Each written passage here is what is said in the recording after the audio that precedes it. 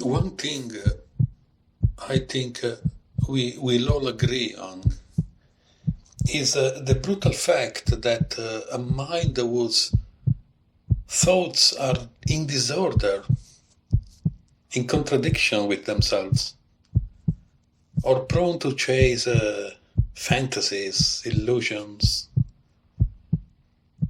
and has no interest whatsoever in breaking such thoughts down to comprehend their structures and their nature. Such a mind simply cannot heal its own mental turmoils, regardless of how many so-called spiritual healing approaches such a mind will undertake.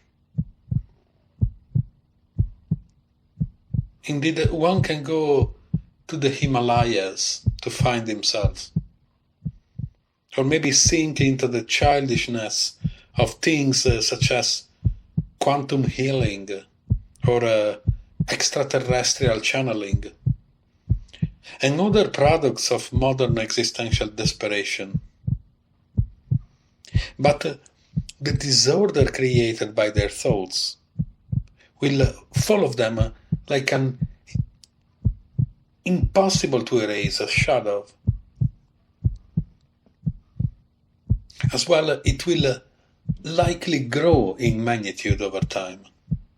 And then something will go slightly wrong, psychologically speaking.